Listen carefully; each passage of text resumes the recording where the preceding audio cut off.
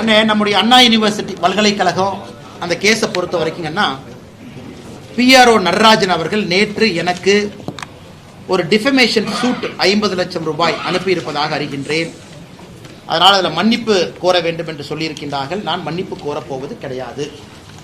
இதையெல்லாம் ஒரு வாய்ப்பாக பார்க்கின்றேன். இப்போ டிஆர் பால் அவங்க என் மேலே ஒரு டிஃபமேஷன் சூட் போட்டாங்க. வர 24, 25ஆம் தேதி சென்னையில் டிஆர் பாலு ஐயாவை கிராஸ் கொஸ்டின் நான் பண்ண போகிறேன் அந்த கேஸில். அதாவது நம்ம டிஎம்கே பார்ட் 1 ஃபைல்ஸ் நீங்களாம் கேட்டீங்க, என்னாச்சுன்னு கேட்டீங்க. டிஎம்கே பார்ட் 1 ஃபைல்ஸ் நம்ம ரிலீஸ் பண்ண பிறகு டிஆர் பாலு அவங்க என் மேலே ஒரு மான நஷ்ட வழக்கு தொடுத்தாங்க. இந்த மான நஷ்ட வழக்கில் முக்கியமான ஒரு அம்சம் என்னன்னா, யாருக்கு மானம் நஷ்டமடைந்து விட்டதாக நினைக்கின்றார்களோ அவங்க கேஸ் போடுறாங்களோ அவங்கள கூண்டுல ஏற்றி கேள்வி கேட்பதற்கு ஆப்போசிட் பர்சனுக்கு உரிமை இருக்கு. ஸோ டிஆர் பால் அவர்களை நான் வருகின்ற 24, 25 சென்னை நீதிமன்றத்தில் நான் செய்ய போறேன். ஸோ என்னுடைய கேள்விகளுக்கு அவர் பதில் சொல்லணும். அவருடைய மொத்த சொத்து எப்படி வந்துச்சு, குடும்பம், ஒரு பேர்ல டிஆர்பி ராஜா அவர் சகோதரர் ஒரு சொத்தையும் நீதிமன்றத்துக்கு நான் கொண்டு போக போறேன். அவர் எப்படி சம்பாதிச்சாரு, பாராளுமன்றத்தில் எம்பியா இருக்கும் பொழுது அவருடைய கம்பெனிக்கு ஸ்பெஷல் கேஸை கேட்டார் யூபிஏ கவர்மெண்ட்ல, ஃபர்டிலைசர் ப்ரொடக்ஷனுக்கு, ஆல்கஹாலுக்கு.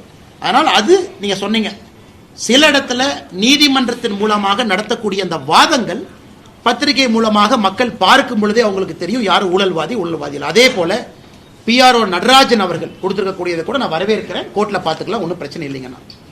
பிஆர்ஓ நடராஜன் அவர்கள் சொல்லியிருக்கக்கூடிய கருத்துக்கு மட்டும் சில பதில் கருத்துக்கள் நான் வைக்கிறேன். அவங்க என்ன சொன்னாங்கன்னா, என்னுடைய அண்ணன் இறந்துட்டாங்க, ஆன்மா சாந்தி அடையணுங்கன்னா, அது சம்பந்தமா தான் கோட்டூர் சண்முகம் என்கிட்ட பேசினாரு, வேற எதுவுமே என்கிட்ட பேசல அப்படின்னு. ஆனா அந்த கால் பார்த்தீங்க அப்படின்னாங்கன்னா, ஏன்னா 24ஆம் தேதியை திரும்ப நான் ஏன் பேசுறேன் அப்படின்னா, 24ஆம் தேதி தான் பல பிரச்சனைகள் நடந்தது. அந்த ஞானசேகரனை போலீஸ் ஸ்டேஷன் கூட்டிட்டு போய் வெளியே விட்டாங்க. ஸோ 24ஆம் தேதி மிக முக்கியமான ஒரு நாள், டிசம்பர். அந்த 24ஆம் தேதி காலையில் இந்த கோட்டூர் சண்முகத்துக்கு வந்த முதல் காலே மா சுப்பிரமணியம் அவருடைய பிஏ துளசின்னு ஒருத்தர் இருக்கார், அவர் தான் கோட்டூர் சண்முகத்துக்கு பண்ண முதல் கால். அதன் பிறகு நிறைய விஷயங்கள் நடக்குது. சாயந்தரம் கோட்டூர் சண்முகமும் மா சுப்பிரமணியம் நேரடியாக பேசுறாங்க. இன்னைக்கு மா சுப்பிரமணியம் அவர்கள் சொல்லக்கூடிய கருத்தும் மிக மிக தவறு. அவங்க ஒரு போலீஸ் ஸ்டேஷனுக்கு அக்யூஸ்டு போகும் பொழுது மேனிபுலேட் பண்றாங்க. உதாரணத்திற்கு ஞானசேகரன் போலீஸ் ஸ்டேஷன்ல இருந்து வெளியே வர்றார் டிசம்பர் 24, 8:32 மணிக்கு சாயந்தரம். ஏற்கனவே சொன்னதுதான், மா சுப்பிரமணியம் கோட்டூர் சுப்பிரமணியம் அவங்ககிட்ட பேசுறாங்க, கோட்டூர் சண்முகத்துக்கிட்ட. கோட்டூர் சண்முகம் அந்த கால் முடிச்ச உடனே பேசுற அடுத்த காலே அண்ணா யூனிவர்சிட்டி பிஆர்ஓ நடராஜன். 8:32 கோட்டூர் சண்முகம் மா சுப்பிரமணியம் பேசுறாங்க சாயந்தரம். அடுத்த கால் 8:33 கோட்டூர் சண்முகமும் அண்ணா யூனிவர்சிட்டி முன்னாள் பிஆர்ஓ நடராஜன் பேசுறாங்க. 8:34 கோட்டூர் சண்முகமும் ஞானசேகரனும் பேசுறாங்க. அதனால் இதெல்லாம் தயாரா இருக்கு. இன்னாரும் என்ன நடத்திருக்கணும்னா, அந்த எஸ்ஐடி என்னைய சம்மன் பண்ணிருக்கணும். இந்த ஸ்பெஷல் இன்வெஸ்டிகேஷன் டீம் 3 அதிகாரிகள் அவங்க என்ன பண்ணிருக்காங்கன்னா, ஒரு பொதுமக்கள் ஒரு இன்ஃபர்மேஷனை கொடுக்குறோம், ஏன் நீங்க லேட்டா கொடுத்தீங்க அண்ணா, நான் நல்லா புரிஞ்சுக்கணும், இந்த பர்டிகுலர் கேஸ்ல சார்ஜ் ஷீட் உங்களுக்கும் தெரியாது எனக்கும் தெரியாது, இது வந்து க்ளோஸ்ட் சார்ஜ் ஷீட். கோர்ட்ல நடக்கக்கூடிய ட்ரையல் உங்களுக்கும் தெரியாது எனக்கும் தெரியாது. தீர்ப்பு வந்த பிறகுதான் இந்த பர்டிகுலர் சென்சிட்டிவ், எஃப்ஐஆரே மறைக்கப்பட வேண்டிய கேஸ், எஃப்ஐஆரே ஓபனா கொடுக்க முடியாது.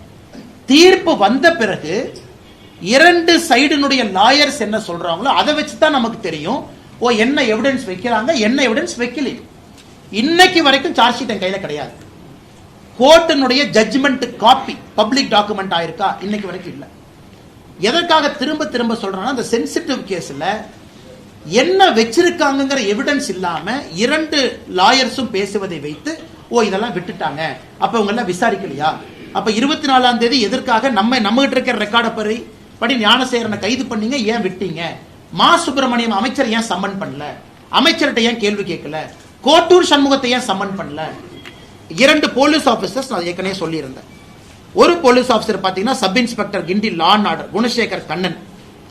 இந்த குணசேகர் கண்ணன் பாத்தீங்கன்னா, ஞானசேகரன் 23ஆம் தேதி அண்ணா யூனிவர்சிட்டியில் அந்த பாலியல் சம்பவம் நடந்த பிறகு ஞானசேகரன் பேசுற முதல் காலே இந்த sub inspector Guindy law and order Gunasekar Kannan. அப்ப சம்மன் பண்ணி விசாரிக்கணுமா இல்லையா, விசாரிக்கல எஸ்ஐடி. அதே போல அந்த குணசேகரன் கண்ணன் கிட்ட மறுபடியும் 2 முறை அன்னைக்கு நைட்டு பேசியிருக்கான். இதெல்லாம் நியாயமாக நீங்களும் நானும் கேட்கக்கூடிய கேள்விகள். அதை எஸ்ஐடியோ அரசோ பதில் சொல்லணும். சம்பவம் முடிந்த பிறகு போனை ஆன் பண்ண பிறகு ஃபர்ஸ்ட் கால் எதுக்கு சப் இன்ஸ்பெக்டர் பண்ற?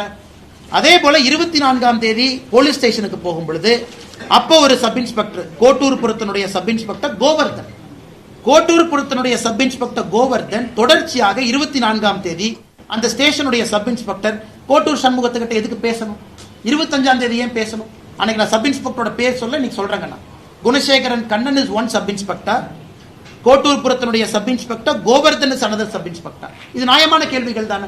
இதை எஸ்ஐடி பதில் சொல்லணும். அன்னைக்கு மா சுப்பிரமணியம் அவர்கள் நான் சும்மா பேசுனங்கிறார். இந்த சம்பவம் முடிந்து அடுத்த 5 நாள் பேசவே இல்லை. 24ஆம் தேதி மட்டும்தான் கோட்டூர் சண்முகத்திட்ட பேசுறாரு.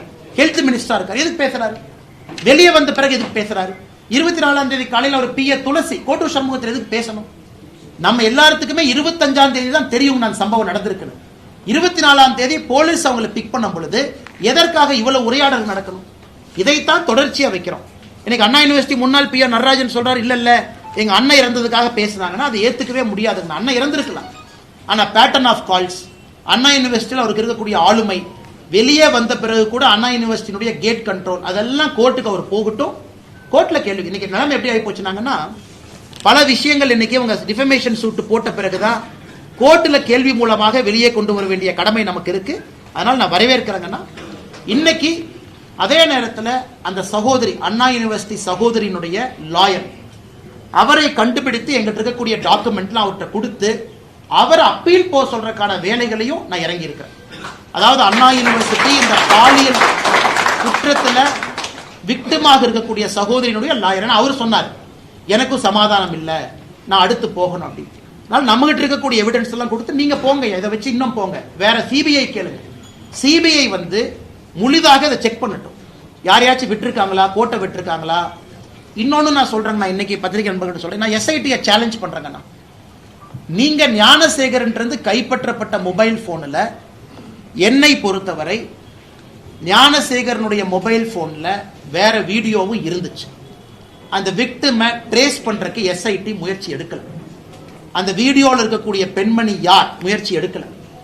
அவங்களா கேஸ் கொடுத்தா எடுத்துக்கலாம். ஒரு கேஸ் கொடுத்தாங்க, மே 14ஆம் தேதி ஒரு கேஸ் கொடுத்தாங்க, 2 கேஸ் கொடுத்தாங்க. இதை மட்டும் இன்வெஸ்டிகேட் பண்ணுவோம். ஞானசேகரனுடைய மொபைல் போன் தமிழ்நாட்டினுடைய ஃபொரன்சிக் லேபுக்கு போயிட்டு வந்த பிறகு அந்த போன்ல வேற வீடியோஸ் இருந்துச்சு. அப்ப எஸ்ஐடி முயற்சி எடுத்து அந்த பெண் யார் அப்படிங்கிற ட்ரேஸ் பண்ணி அவங்க கிட்ட கம்ப்ளைண்ட் வாங்க வேண்டிய பொறுப்பு எஸ்ஐடிக்கு இருக்கு. அதை செய்யல. அதனால எஸ்ஐடி என்னைய சம்மன் பண்ணிட்டு நான் பேசுறேன், ஐ எம் ரெடி. எப்படி சொன்னீங்க? எஸ்ஐடி அதிகாரி சம்மன் பண்ணிட்டு எஸ்ஐடி ஆஃபீஸுக்கு போறேன். இந்த அடிப்படையில் சொன்னேன். அந்த வீடியோவை ஏன் நீங்க ஃபாலோ அப் பண்ணி அவங்ககிட்ட ஒரு கம்ப்ளைண்ட் வாங்கல, அதையே மறைச்சிங்க. அதனால எஸ்ஐடி இந்த பிரச்சனையை பொறுத்தவரை கோர்ட்டை பொறுத்த வரைக்கும் கோர்ட்டு கிட்ட நீங்க கொடுக்குற எவிடன்ஸ் வச்சு தான் கோர்ட்டு பேசுவாங்க. கோர்ட்டுக்கு எல்லா எவிடன்ஸும் கொடுக்க மாட்டாங்க.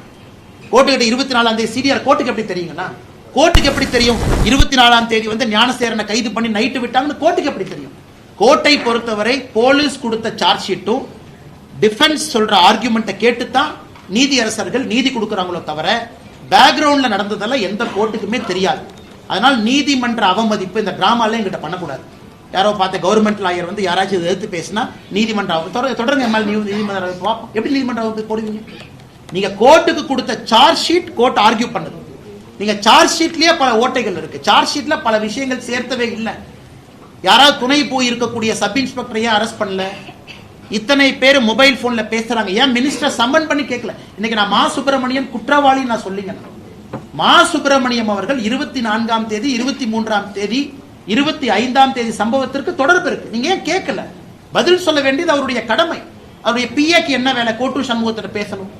கோட்டூர் சண்முகத்துக்கு என்ன வேலை? மாசுகிட்ட ஃபர்ஸ்ட் கால் பேசுவேன், 2வது கால் பிஆர்ஓ நடராஜன் பேசுவேன், 3வது கால் ஞானசேகரன் பேசுவேன். 3மே அடுத்தடுத்த கால். இதையெல்லாம் நியாயமான அடிப்படையில் நாங்கள் கேட்கின்றோம். அதனால் நிச்சயமாக இந்த கேஸ் சிபிஐக்கு போகணும். சார்ஜ் ஷீட் எங்களுக்கு கிடைக்கல. இது ஒரு சீக்ரெட்டிவ் ப்ராசஸ். இது எஃப்ஐஆர் கூட சீக்ரெட்டா தான் வச்சிருந்தாங்க, லீக் ஆயிருச்சு. அதனால் தொடர்ந்து இந்த போராட்டம் இருக்கும். வேறு யாரு டிஃபமேஷன் சூட் போட்டாலும் தயவு செஞ்சு போடுங்க, அதெல்லாம் பார்த்துக்கலாம், ஒன்றும் பிரச்சனை இல்லை.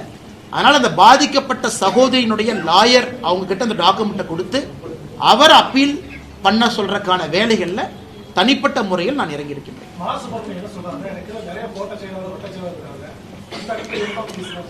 அண்ணா 24ஆம் தேதி 25ஆம் தேதி பேசின கால் மா சுப்பிரமணியம் அவருடைய மொபைல் போன்ல இருந்து கோட்டூர் சண்முகத்துக்கு டைரக்டா பேசின ஒரே நாள் 24ஆம் தேதி தான். அதுக்கு முன்னாடி நாட்களும் பேசல, பின்னாடி சில நாட்களும் பேசல. அவருடைய பிஏ துளசி மூலமாகத்தான் அவர் பேசுறாரு.